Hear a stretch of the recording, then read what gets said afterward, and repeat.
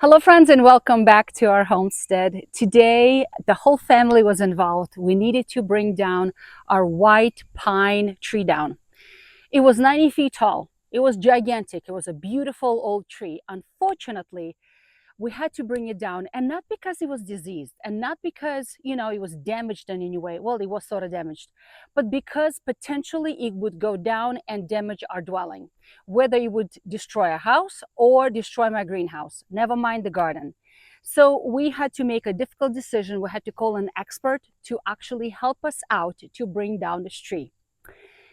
Because this tree was so big, we couldn't just cut it down at the base and be done with it. No, it had to be taken down in sections. So we, like I said, we had to call an expert, and he really helped us out to bring this tree in sections, limb by limb by limb.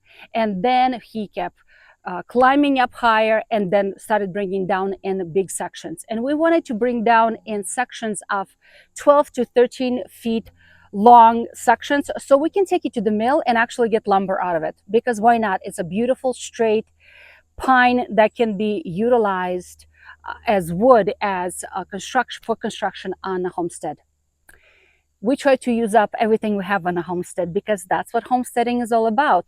Be resourceful and use resources that you have on your land. Okay, so we were all involved. It took us about 4 or 5 hours to bring the tree down, and we used a wood chipper. So I'm going to show you clips of it, and we're going to explain how we did it. For the big part of the job, I actually just stood back and I watched as it was taking place, because for the safety, obviously for the safety, because the lumberjack or arborist, whatever you want to call him, but he was a specialist. I mean, this is what he does for a living.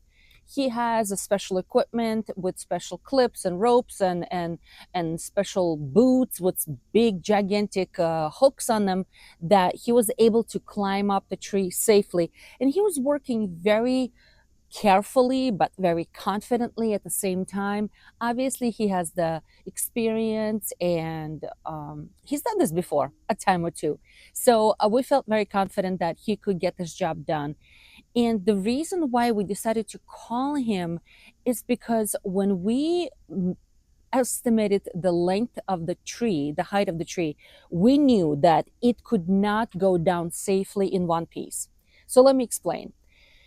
This is a big pine tree. All right. So it was not diseased. Like, so normally when people cut trees down, they will choose a tree that will be like damaged by the wind or damaged by the pests, like parasites of some sort, damaged bark, and it was going dry.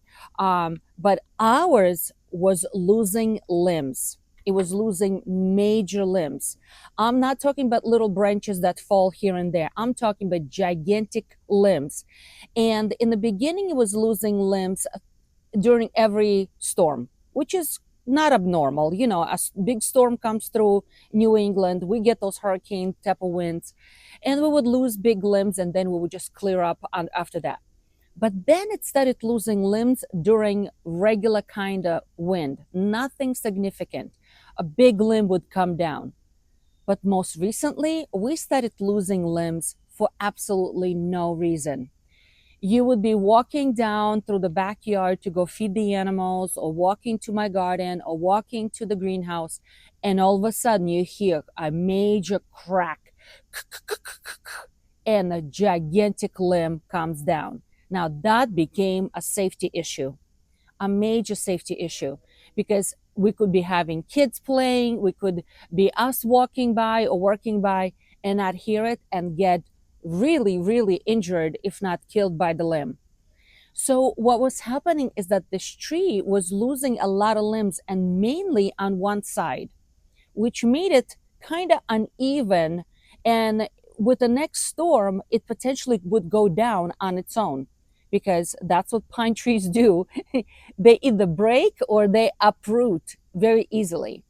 This tree was growing near a big major rock. So that means that the roots are somewhat shallow. Again, made it easy to go down during a next storm. As I've said, we guesstimated the length of this tree, and we said it's about going to be a 90 feet. And we were right, it was 88 feet. Um, we measured that if it went down on its own, or if we cut it at the base, potentially it would go down on other trees and damage or completely destroy other trees around, which we do not want to lose. Those are wonderful trees to have on a property. Also, there was a chance that it would literally go down on my greenhouse, or it could go down and destroy my animal dwellings, the goat house, the chicken house, that sort of thing. And then if it just pivoted the other direction, it would fall on our house. Because it was that tall, it would definitely not just damage the roof, but it would damage the house in a big way. So my husband and I decided that it's best that it comes down. It was time. It was time. And we saved up a little money because it's not a cheap project. And we called a professional. We asked them to help us to bring that tree down. So again, this was not, a decision that was made lightly. This was not something like, oh, let's just cut all the trees down. No, absolutely not. We are very selective at which tree to bring down. But when you think about why the trees are being cut anyway, and there's so many reasons. And on the homestead, it's our property, it's our homestead. We think what the benefit is of bringing the tree down. When mass forest cut down is happening, it's usually for a reason like, oh, we're going to build a new road, or oh, we're going to expand the city and we're going to be building more houses, or we're going to be mining in this area. So big massive areas of trees are being cut down, whether it is for logging, whether it is for building materials, or if it's for fuel materials, whatever. In our case, it was not that. We cannot burn this tree down at all. We're not going to be burning the pine. We do not burn pine in our wood stove, even though our house is heated 99% of the time with our wood stove. We will not use pine because it produces way too much soot, and potentially it's actually dangerous to our chimney. We can catch a chimney fire because it can build up in a chimney too fast. So we are not going to be burning this tree down at all. This is going to be utilized for wood chips. All the branches are going to go into wood chips to use it for to amend soil and to build up soil in some areas. And then the tree itself was cut in very big chunks, like about 13 to 12 feet long, each one of them. And that will be taken to the lumber because, again, a homestead is about utilizing resources that we have on our land and being very smart about it, being good stewards of the land that we were given.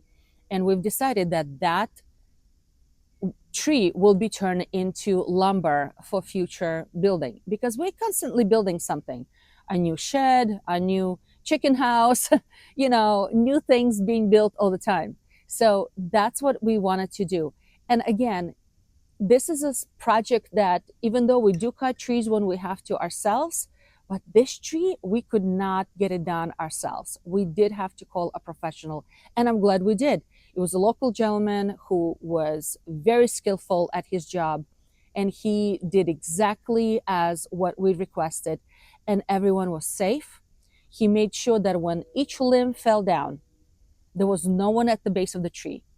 He always looked down first, and if somebody was a bit too close, he would shout, alarming that the limb is about to go down. And we were, of course, being observant, also stayed away, making sure that we were all safe.